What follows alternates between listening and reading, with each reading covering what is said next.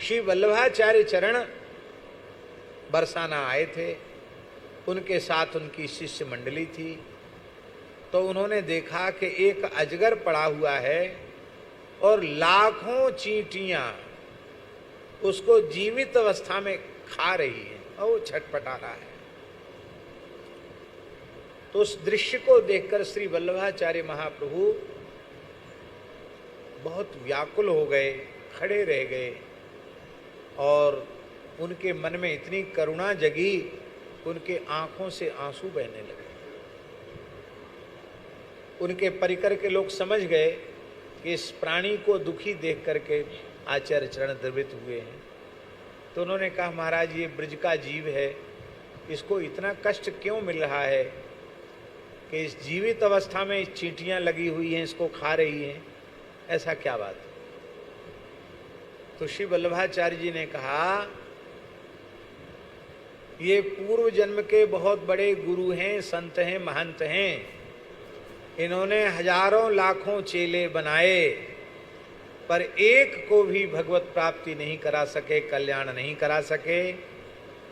इसलिए वो सब चेले चींटी बनकर इनका खून चूस रहे हैं, क्योंकि इन्होंने उनका धन लिया, अब ये उनका खून चूस रहे हैं, ये यातना सहन कर रहे हैं।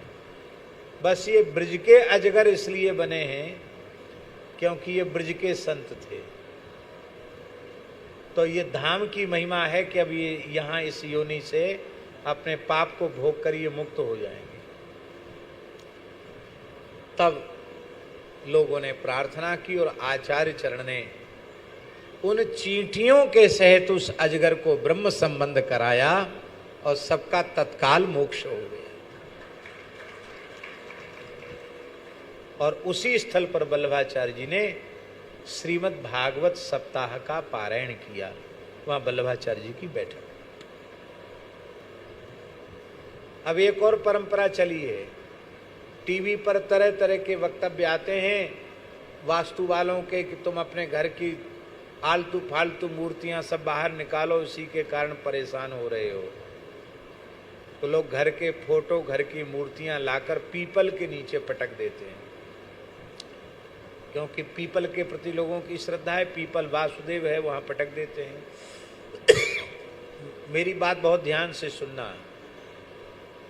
पीपल साक्षात नारायण का स्वरूप है और शनिवार के दिन लक्ष्मी जी प्रातःकाल से लेकर सूर्यास्त तक नारायण के सहित पीपल में ही विराजमान रहती हैं।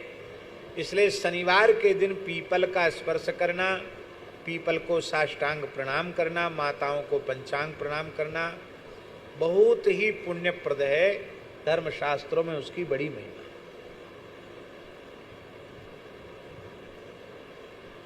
पीपल की जितनी महिमा है उतनी ही पीपल के नीचे गंदगी करने का पाप है। तो आप घर की फूल पत्ती, कचड़ा, मूर्तियां, टूटे फूटे फटे पुराने पोथी पत्रा सब वहाँ इकट्ठा कर देते हैं। अब हमारा नियम है कि हम जहाँ तक हो सकता है वहाँ शनिवार के दिन पीपल की 4 परिक्रमा अवश्य करते हैं। पीपल को दंडवत प्रणाम करते हैं, पीपल का स्पर्श करते हैं। वेद लक्षणा गाय का दूध मिल जाए तो केवल दूध तो ठीक है, नहीं मिले तो गंगा जल, काला तिल, गुड़ उनके मूल में सिंचित करते हैं। उससे देवताओं को, ऋषियों को, पितरों को संतुष्टि प्राप्त होती है। और उत्तम पक्ष तो यह है कि दुग्ध, गंगाजल, काला तिल, गुड़ और कड़ुआ तेल मिश्रित करके पीपल की जड़ में सिंचित किया जाए, बहुत लाभ होता उसका। तो कई जगह ऐसा करना पड़ता स्वामी जी कि पीपल की पहले हम लोगों को सफाई करनी पड़ती है। इतनी मूर्तियां, इतना कचरा पीपल के नीचे होता है। मेरी हाथ जोड़कर प्रार्थना है, पीपल के नीचे कभी कोई मूर्ति, कोई कचरा नहीं डालना चाहिए। पीपल दिखाई पड़े उसके नीचे कोई कचरा हो तो उसको स्वच्छ करने से आपके घर की दरिद्रता नष्ट हो जाएगी। और आप पीपल के नीचे कचरा करेंगे तो आपके घर में दरिद्रता आ जाएगी, अशुभ हो जाएगा। पीपल को गंदा नहीं करना चाहिए, पीपल को शुद्ध रखना चाहिए। ऐसे गुरु हैं महाराज जी कि आपकी गौ में श्रद्धा न रहे, ब्राह्मण में श्रद्धा न रहे, पीपल में श्रद्धा न रहे, साधु सन्यासी में श्रद्धा न रहे, देवी देवताओं में श्रद्धा न रहे, राम कृष्ण नारायण में श्रद्धा न रहे,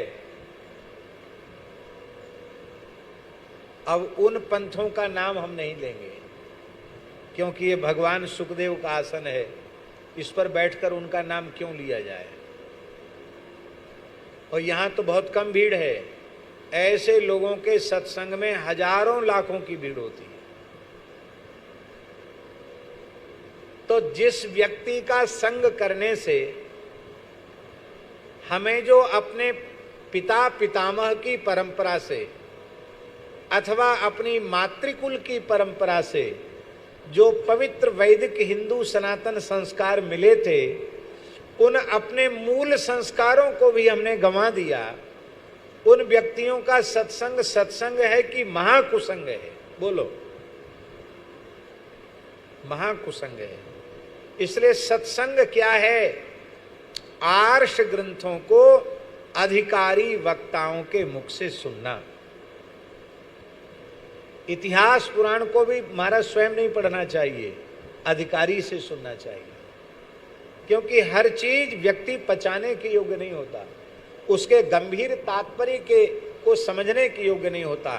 इसलिए अधिकारी वक्ताओं के मुख से सुनना, और नहीं तो जिनमें किसी प्रकार का भ्रम न हो ऐसे ग्रंथों को ही पढ़ना सुनना, ये सत्संग है।